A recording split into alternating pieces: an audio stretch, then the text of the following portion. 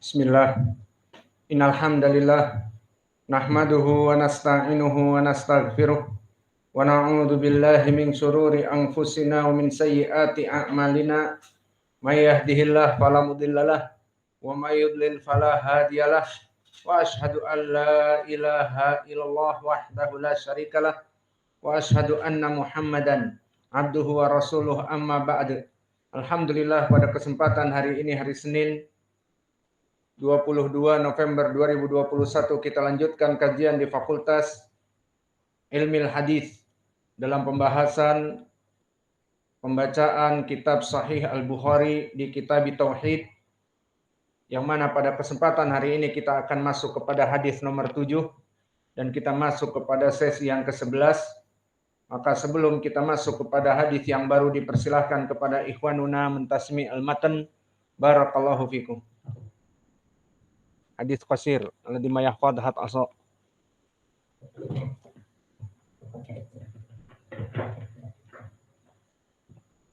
قال الإمام البخاري رحمه الله حدثنا محمد بن سلام أخبرنا أبو معاوية عن الأعمش عن زيد بن وهب وأبي ظبيان عن جرير بن عبد الله رضي الله عنه قال قال رسول الله صلى الله عليه وسلم لا يرحم الله من لا يرحم الناس.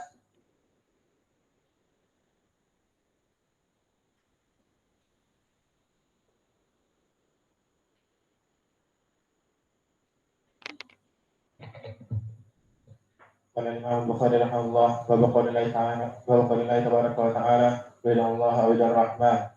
حدثنا محمد حدثنا أبو معاوية عن الأعمش عن زيد بن وهب وأبي ظبيان عن جرير بن عبد الله قال قال رسول الله صلى الله عليه وسلم لا يرحم الله ولا يرحم الناس.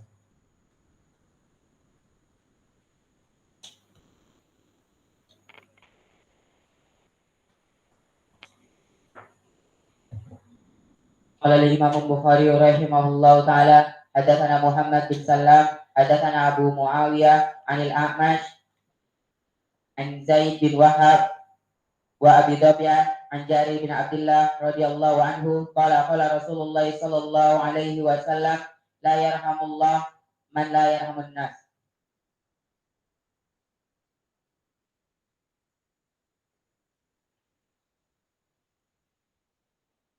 قال الإمام البخاري رحمه الله تعالى حدثنا محمد بن سلام أخبرنا أبو معاوية عن الأعمش عن زيد بن وهب عن أبي ظبيان عن جرير بن عبد الله رضي الله عنه قال قال رسول الله صلى الله عليه وسلم لا يرحم الله من لا يرحم الناس.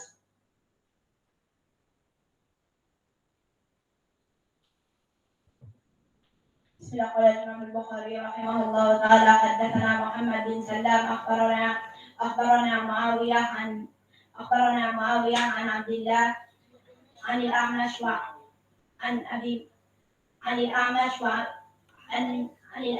عن زيد بن وهب وأبي ظبيان عن جرير بن عبد الله رضي الله عنه أن النبي صلى الله عليه وسلم قال لا يرحم الله من لا يرحم الناس.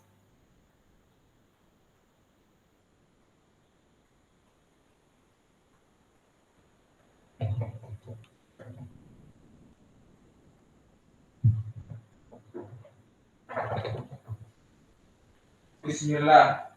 Qala Al-Bukhari rahimahullah. Hadatsana Muhammad bin Salam. Hadatsana Abu Muawiyah. An A'mash an Zaid bin Wahab wa Abi ظبيان an Jabir bin Abdullah qala Rasulullah sallallahu alaihi wasallam la yarhamullah ma la yarhamun nas.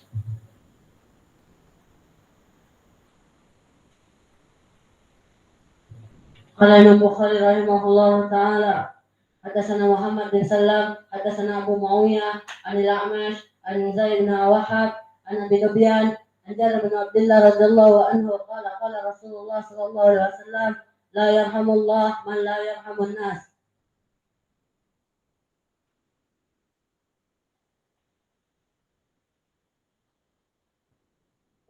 قال الإمام البخاري رحمه الله تعالى وحدثنا محمد بن سلام أخبرنا أبو معاوية عن الأعمش عن زيد بن وهب وعن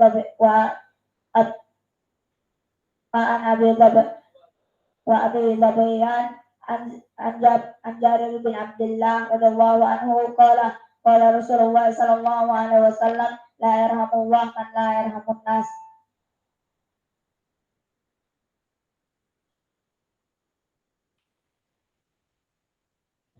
قال الإمام البخاري رحمه الله تعالى حدثنا محمد بن سلام أخبرنا معاوية أخبرنا أبو معاوية عن الأعمش عن زيد بن وهب وأبي غديان عن جرير بن عبد الله قال رسول الله صلى الله عليه وسلم لا يرحم الله من لا يرحم الناس.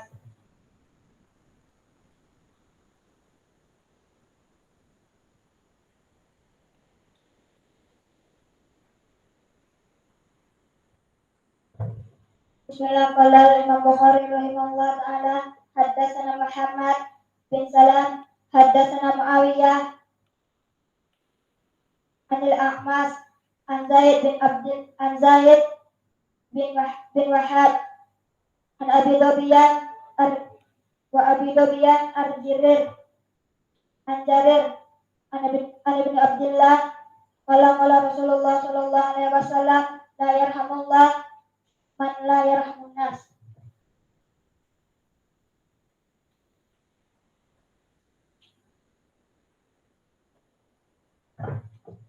قال مالك رحمه الله تعالى حدثنا محمد بن سلام حدثنا معاوية أبو معاوية عن الأعمش عن زيد بن وهب وأبي ذبيان عن جرير بن عبد الله قال رسول الله صلى الله عليه وسلم من لا يرحم الله من لا يرحم الله من لا يرحم الناس.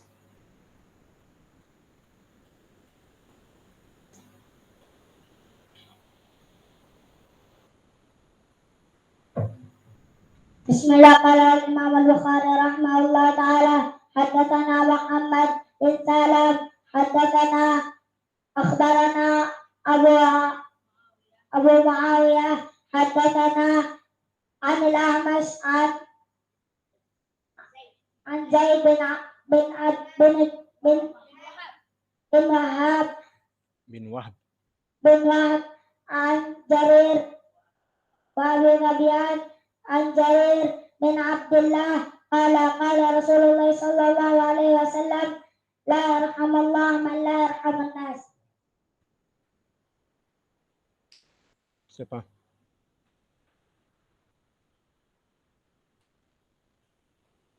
Alas. Sudah semua? Bismillah, alhamdulillah. Jazakumullahu khair wa barakallahu fiik telah menghafal Sahih Al-Bukhari. Maka ini adalah kenikmatan yang Allah berikan kepada kalian, di mana kalian bisa menghafal kitab yang agung, apalagi dengan sanadnya. Sekarang kita masuk kepada hadis yang ke-7, masih dalam bab yang sama.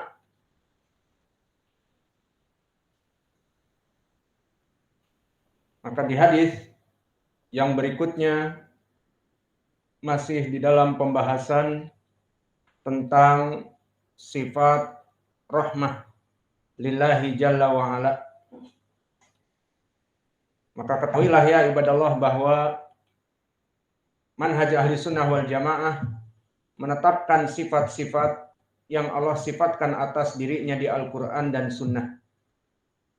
Maka di dalam hadis yang terdahulu telah kita bahas sifat dari ar-rahmah, di mana Imam Al-Bukhari mengucapkan ucapan Allah Jalla wa Ala di dalam surat Al-Isra di dalam Sahih Al-Bukhari, qul ud'ullah awid'ur rahman ayyama tad'u falahul asmaul husna.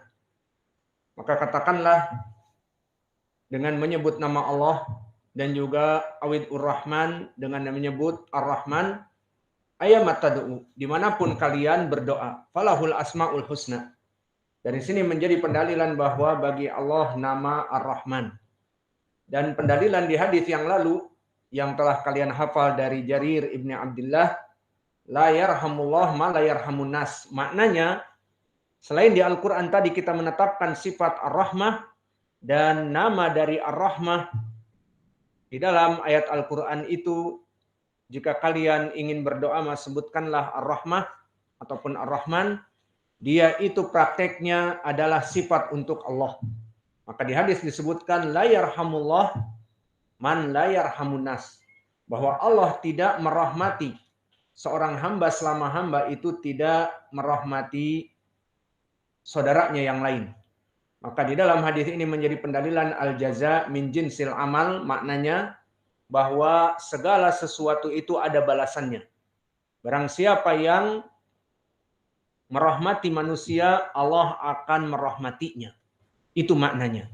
Sehingga ya ibadah Allah, jika kita ingin selalu di bawah naungan Allah, dari pertolongan Allah, dari rizki Allah yang lancar dan sebagainya, maka lihatlah kepada manusia yang lain. Kita berbuat baik kepada mereka. Karena Allah telah mengatakan di dalam hadis ini, disebutkan oleh Nabi, la yarhamullah man la yarhamun nas. Allah tidak akan merahmati seseorang selama seseorang itu tidak merahmati manusia. Dan ini sesuai dengan hadis yang diriwayatkan oleh Imam Muslim dari Abi Hurairah dengan lafaz yang lain namun maknanya sama. Apa? Innallaha fi aunil abd maka nal abdu fi auni akhi. Bahwa Allah Jalla wa Ala akan selalu dalam pertolongannya kepada hambanya selama hambanya menolong saudaranya. Sehingga gambarannya, barang siapa dalam keadaan dililit hutang, barang siapa dalam keadaan mempunyai anak istri yang sakit dan tidak mempunyai biaya untuk berobat, yang jelas mempunyai permasalahan yang besar, maka mudah caranya. Bagaimana agar Allah menolong kita? Kita menolong yang lebih parah dari kita. Maka sisipkan beberapa rizki untuk membantu orang yang sangat membutuhkan lebih dari kita. Maka Allah di dalam hadis dinukilkan dari Nabi bersabda, innallaha fi aunil abd maka nal abdu fi auni akhi. Sesungguhnya Allah itu selalu menolong hambanya selama hambanya dalam keadaan menolong saudaranya. Maka ini masuk kepada kaidah tadi, al-jaza min jinsil amal, dan juga di dalam hadis, di hadis ini la yarhamullah man la yarhamun nas. Tidak akan Allah itu merahmati seseorang jika seseorang itu tidak merahmati Allah Jalla wa'ala. Begitupun di dalam hadis yang akan kita baca ini. Maka di dalam hadis ini pun sama. Intinya tentang permasalahan tauhid, al-asma' was sifat, menetapkan sifat Allah Jalla wa'ala.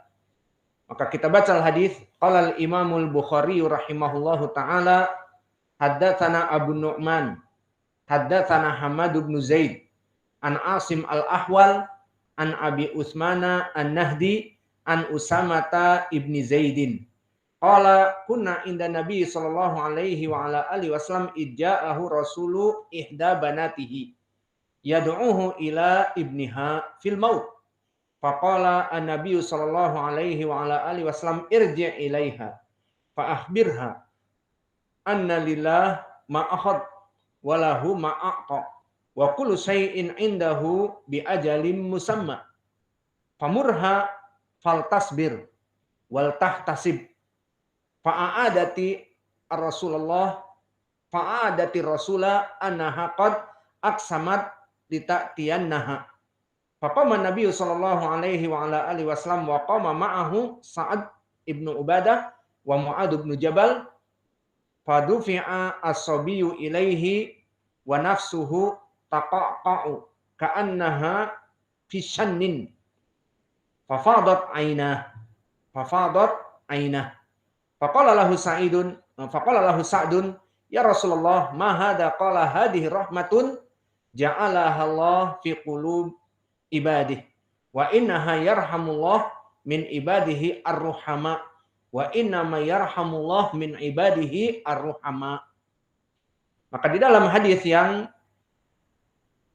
sedikit panjang ini maknanya hampir sama bahwa Allah akan merahmati orang-orang yang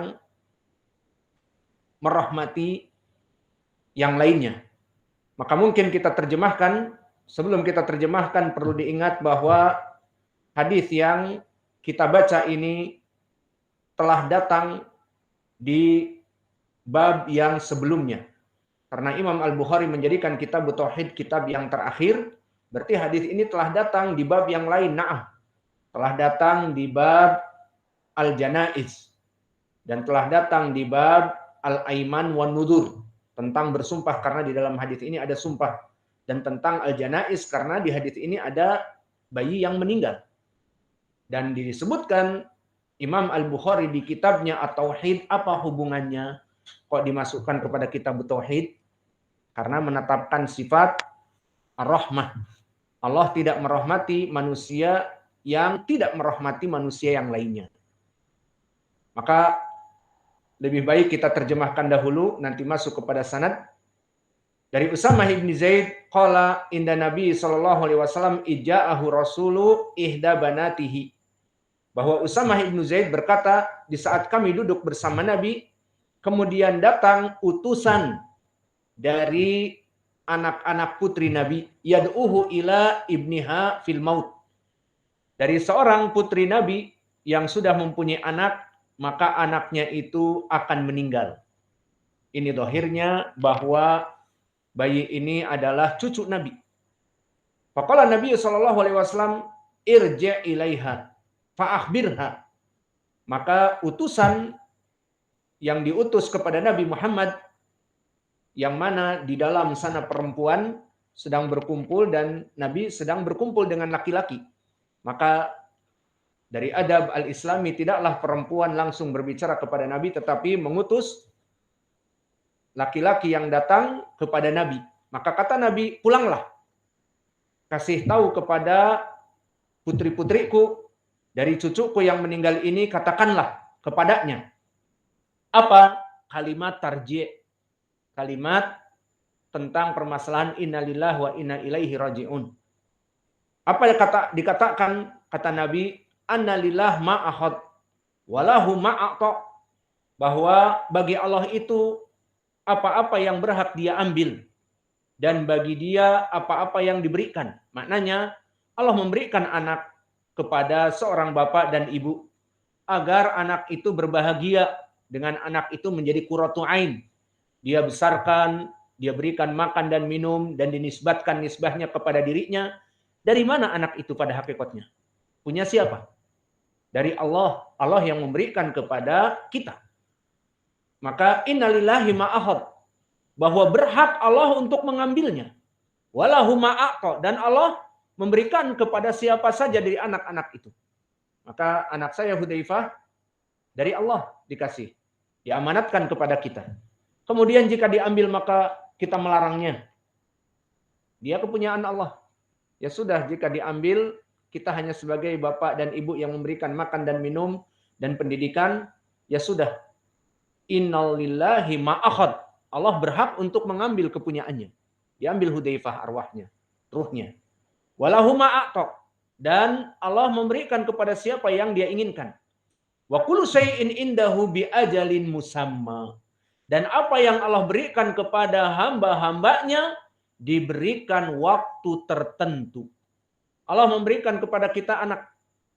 Kemudian kita pelihara dengan penuh kasih sayang. Kemudian besar, tumbuh menjadi dewasa. Kemudian belum kita menikmati anak kita dengan baik. Baru pandai-pandainya dia berbicara dan sebagainya, 5 tahun, 6 tahun. Kemudian sakit dan Allah ambil. Maka kita merasa sedih dan sebagainya, maka kesimpulannya itu hanya kenikmatan yang Allah berikan bi ajalin musamma, dengan waktu yang sudah ditentukan. Maka ini ucapan Nabi sangat agung, innalillahi ma'akhad walahu ma'aqa wa kullu syai'in indahu bi ajalin musamma. Bahwa sungguhnya Allah yang memberikan kepada kita dan Allah berhak untuk mengambilnya. Dan semua yang Allah berikan kepada kita itu adalah hanya pinjaman belaka, dan Allah menentukan beberapa waktu untuk dikembalikan kepadanya. Sehingga anak-anak kita dan bahkan harta kita dan apa saja yang Allah titipkan kepada kita diambil, istri kita pun, maka itu sudah menjadi ketetapan, diberikan waktu tertentu kepunyaan kita, namun setelah itu Allah mengambilnya. Famurha, maka perintahkan kepada dia, yakni anaknya, putrinya Nabi, agar apa? Faltasbir, waltahtasib, agar dua perkara, bersabar dan mengambil pahala dari Allah. Maka inilah dari adab seseorang yang terkena bencana. Apa pertama? Faltasbir, agar bersabar. Dan yang kedua, tahtasib, mencari pahala dari Allah. Sehingga seorang yang terkena bencana, dua perkara ini. Ini adalah ujian dari Allah, sabar. Yang kedua, mendapatkan pahala dari Allah dengan menghitungnya, ya Allah, Engkau telah mengambil daripadaku yang aku cintai, maka aku bersabar pertama, dan kedua, aku mengharap pahala yang besar dari sisimu, ya Allah. Kemudian fa'adat ar-rasulah annaha qad aqsamat litatiyannaha. Maka di sini hubungannya dengan kitab Al-Aiman ataupun Sumpah wan Nudur. Apa maksudnya? Maksudnya di sini istri ataupun anak-anak Nabi telah bersumpah, demi Allah, bapakku datang ke sini melihat cucunya. Nabi Muhammad, bapakku dari anak-anak Nabi, datang ke sini melihat cucunya yang mau meninggal. Itu maknanya. Demi Allah datang ke sini. Maka di saat disampaikan bahwa mereka telah bersumpah agar Nabi datang, faqama Nabi sallallahu alaihi wasallam wa qama ma'ahu Sa'ad ibnu Ubadah wa Mu'ad ibnu Jabal. Maka datanglah Nabi masuk ke bagian perempuan yang mana padanya juga Sa'ad ibnu Ubadah dan Mu'ad ibnu Jabal. Fadufi'a as-sabiyyu ilaihi, maka dikeluarkan dari hijab anak yang kecil kepadanya, bayi yang mau meninggal ini. Wa nafsuhu taqaqa'u ka'annaha fi shannin. Maknanya nafsuhu, nafasnya, taqaqqa' ka'annahu fi shannin, maka bayi ini mengerang dalam ajalnya. Nafasnya terputus-putus dan mengeluarkan suara dari kerongkongan, yang mana dia dalam keadaan dicabut nyawanya oleh Allah di tangan Nabi. Ini yang jadi poin. Apa setelah itu? Fafadat aina. Ini poin pendalilannya. Maka Nabi mengucurkan air matanya yang deras. Faqala lahu Sa'ad. Maka Sa'ad berkata kepada Nabi, ya Rasulullah, mahada. Wahai Rasulullah, apa yang menyebabkan mengucur kedua matamu? Qala hadhihi rahmah. Ini adalah rahmah. Ja'alallahu fi qulubi ibadih. Ini adalah perkara yang tabi'i ataupun perkara yang natural atau perkara yang biasa yang merupakan pengejawantahan dari rahmah yang Allah jadikan di setiap hati Bani Adam yang mempunyai rahmah. Wa inna ma yarhamullah min ibadihi ar-ruhama. Ini poin pendalilannya juga, bahwa sungguhnya Allah itu tidaklah mencintai dari hamba-hambanya kecuali mereka orang-orang yang mempunyai rahmah. Maka di sini barakallahu fikum menjadi pendalilan dari permasalahan kita di bab kitab tauhid, bahwa Allah mempunyai sifat ar-rahmah. Dan di hadis ini menyebutkan Allah tidak mencintai kecuali mereka ar-ruhama. Ar-ruhama jamak dari rahim. Rahim adalah mufrad, sifat seseorang yang rahim. Rahim itu seorang yang mempunyai kasih sayang. Satu orang dinamakan rahim. Kalau dua orang, rahiman. Kalau jamak, ruhama. Seperti ucapan Allah, Muhammadur Rasulullah waladina ma'ah asyidda'u 'alal kufar ruhama'u bainahum. Maka ruhama'u maknanya mereka orang-orang yang merahmati, seperti itu. Jamak.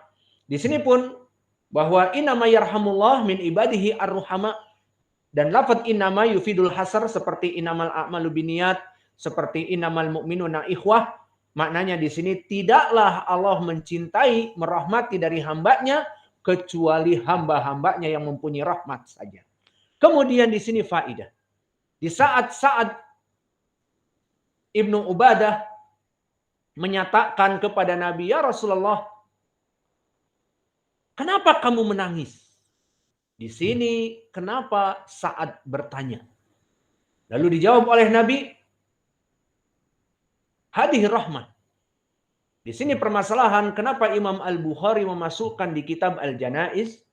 Maka Imam Al-Bukhari memasukkan di kitab Al-Janaiz dengan bahwa bisa jadi seseorang yang ditinggal meninggal, kemudian meraung-raung dan meronta-ronta dan menampar-nampar dirinya, dan juga merobek-robek pakaiannya, dinamakan niyahah, maka ini akan menambah adab bagi orang yang meninggal.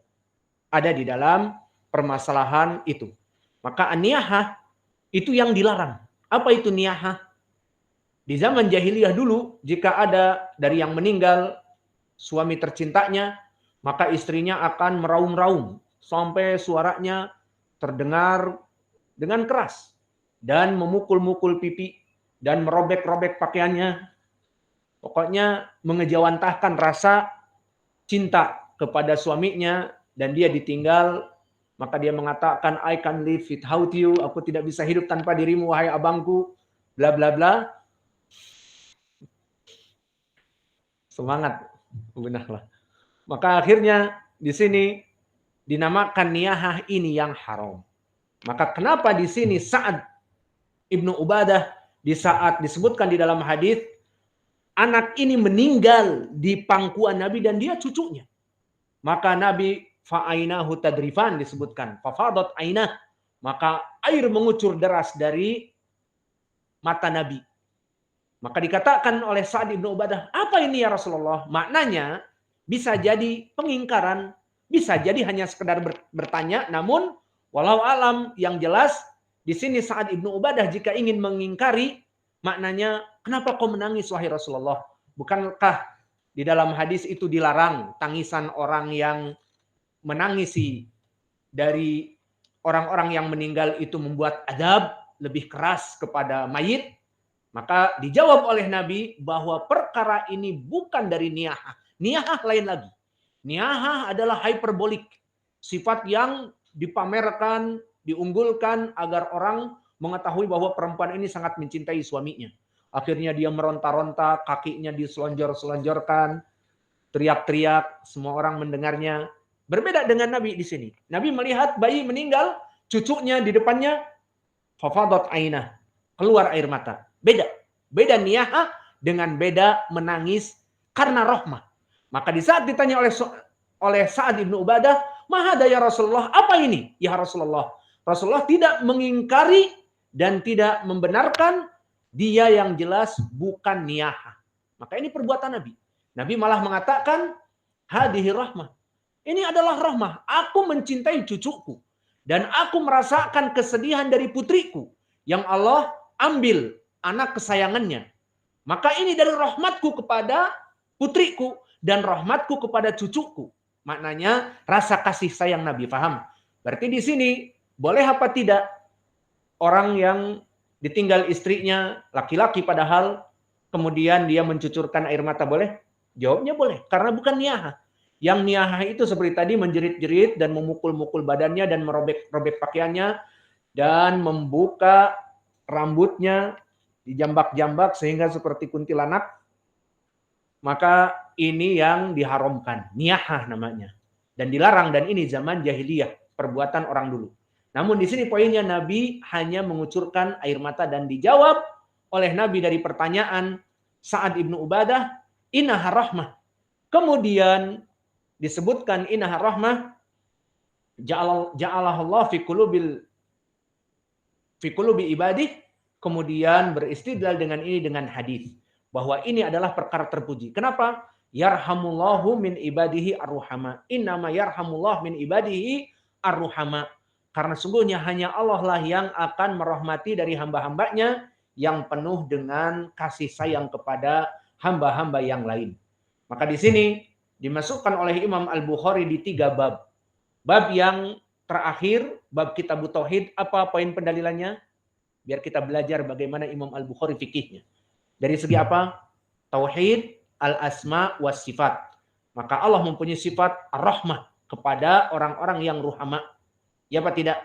Yang kedua di kitab Al-Aiman wan Nudur. Apa maksudnya dimasukkan oleh Imam Al-Bukhari di kitab Al-Aiman, sumpah?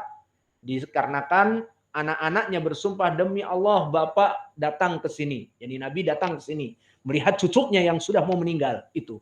Akhirnya Nabi bangun yang tadinya hanya mewasiatkan agar bersabar dan sebagainya. Namun di saat mereka bersumpah, demi Allah Bapak datang ke sini Nabi Muhammad. Akhirnya Nabi pun masuk. Maka ini tentang permasalahan aiman, tentang yamin, tentang sumpah.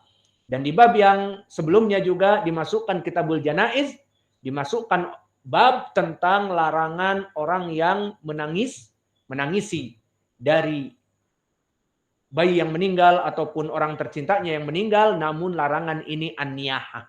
Adapun Nabi di sini telah membantah anggapan orang-orang bahwa Nabi melaksanakan niyahah di saat ditanya oleh Sa'ad ibnu Ubadah, wa ma hadza ya Rasulullah, apa ini? Langsung dibantah oleh Nabi, hadhihi rahmah ja'alallahu fi qulubi ibadih. Ini adalah rahmah Allah menjadikan di hati hambanya. Maka ini bukan niyahah yang dilarang, tetapi ini adalah natural, tabiiyah. Maka di sana pembahasan sanad sangat panjang dan antum dalam keadaan puasa, maka mungkin kita cukupkan. Maka di pelajaran yang akan datang kita kembali kepada sanad, dan juga ada bapak-bapak di sini yang mengambil manfaat hadis sehingga kalau kita bahas sanad mungkin akan tidak memahami. Wa naktafi ila huna wa jazakumullahu khaira wa barakallahu fi ilmikum. Maka di pelajaran yang akan datang tidak apa-apa untuk mentasmi al-matn, dan insyaallah kita akan menjelaskan rawi-rawi yang ada di dalam sanad. Wa naktafi ila huna wa jazakumullahu khaira wa barakallahu fi ilmikum. Subhanakallahumma wa bihamdika asyhadu an la ilaha illa anta astaghfiruka wa atubu ilaik.